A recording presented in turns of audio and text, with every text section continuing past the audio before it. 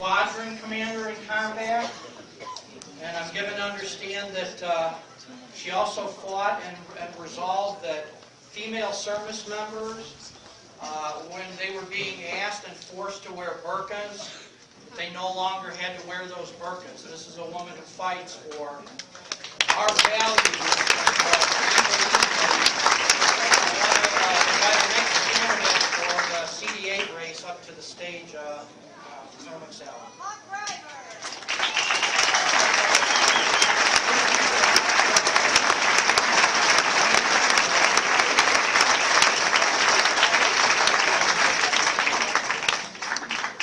Oh, good morning, everyone. Good morning. I'm Martha McSally, and I'm running for Congress. And don't worry, everyone, you're safe. I'm not going to be doing any jimmy kicking this morning. If you didn't get that joke, go check out the Fox and Friends interview last week. But seriously, I think we all need to give some people a boot in Washington, D.C. right now, huh? We've got some serious problems facing our country, serious challenges. We are at a critical juncture. I'll get into just a few of them. I only have 10 minutes. You know what they are.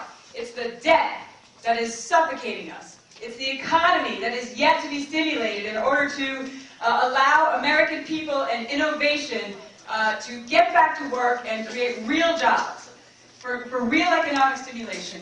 And it's our national security issues that we are seriously facing here just south of our border, but there's others in the world. Those are some of the top 3 priorities we have got to deal with.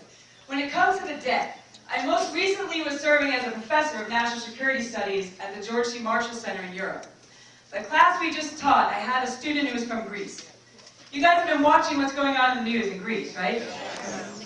We were in class one day, and he just shared with this group from all over the world, these government officials from all over the world. He said, should an officer in the military continue to come to work when they're not being paid? He was feeling this moral dilemma inside him. He doesn't know whether he's going to be able to feed his family. He took an oath of office to serve his country, but he wasn't sure literally if his next paycheck was coming in because of what we see going on. Greece right now, you saw it, those measures that were just taken is going to bring them back. They're incredibly harsh austerity measures. To bring them back for their debt to be 120% of their gross domestic product by 2020. You've seen the numbers, right? Do you know that in 2001, their percentage of debt of their GDP was 103% in 2001. Do you know what ours is right now? 102. I think we can all agree that Greece 10 years ago would not have wanted to realize that they would be in the place they're in today. And I think we can all agree that we don't want to be where they are 10 years from now. Amen? Right now, we are spending as much on interest as we are on national security. How many of you have paid your taxes already this year? Yeah, right now, your hard-earned money is going just as many dollars to interest on our debt to national security. We've got to rein it in, guys. All right, this is a national security issue. It's a national power issue. We've got to rein in the debt. The best way to do that is to stimulate the economy. We got to get the reach of the federal government back where it belongs. Okay, we are under siege from the south, and we're under siege from the east, Washington D.C. All right. We got to get the federal government back where it belongs, doing only what the Constitution says the federal government should be doing. We got to get out from under the regulations. We got to get the small businesses stimulated to create real jobs. And in this region, in this area, that includes national security jobs. We are a national security district, but we have to stimulate other jobs, like the biotech industry and others. Real jobs that are going to sustain the people of America and their families. We have got to get it going again. The federal government is not a jobs program. The American spirit is the jobs program.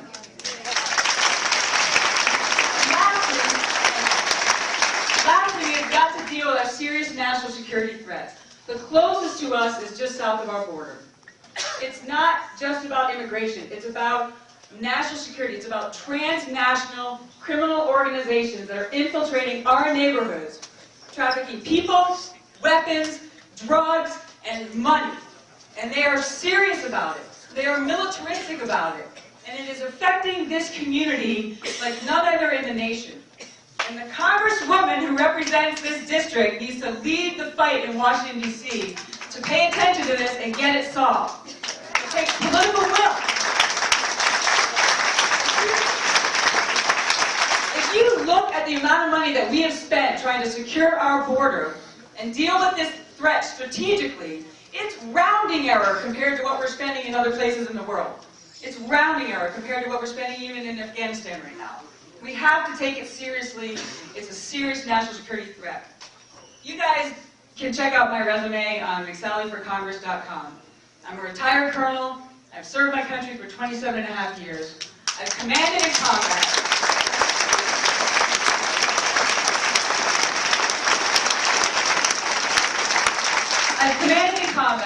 I've served as a legislative fellow on Capitol Hill. I stood up for the Constitution when it came to making our servicewomen having to wear Muslim garb, and your taxpayers' money having to buy it, by the way. I stood up for our Constitution, and then I got legislation through Congress unanimously passed by the House and almost unanimous by the Senate to overturn that unconstitutional policy. Okay? I know how to get legislation done. I did it as a citizen. I can do it even so much more as a congressman. So let me finish with a story. It's a pilot story. I like talking about flying. So when you're flying the A-10, we fly at low altitude, often like very dangerous situations where in a split second, really, your life is at stake where you could hit the ground. I've had many friends, sadly, who have been to their memorial services that's happened to. The margin of error is so small. And so if you're just turning and your vector goes in the wrong direction, it's just a matter of sometimes less than a second before you're going to hit the ground, okay? And it's your vector. Everybody who took physics in school understands the vector that we're going on, okay?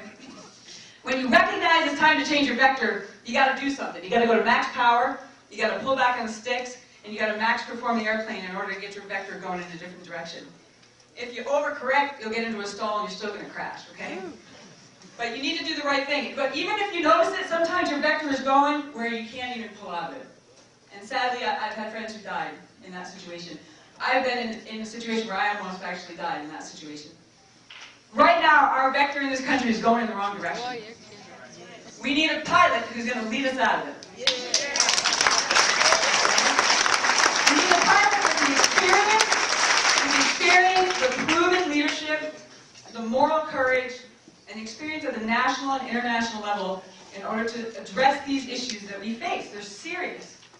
We can't get into a stall, but we need to start pulling back on the stick and max performing. I am that pilot for this district. I've got that experience. I've shown that moral courage. This is my community. I've lived here for almost 10 years. I bought my house here in 1994. I bought my land in Elgin. Actually, the bank still owns it, but I invested in my land in Elgin, 18 acres of land in 2006. I'm personally affected by these issues here. My church is here, my community is here. I very strongly felt the call to duty to come home and serve in a different capacity with a larger mission to help lead this community and this nation in a new direction. I am privileged and honored to be a candidate in CD8 for this special election.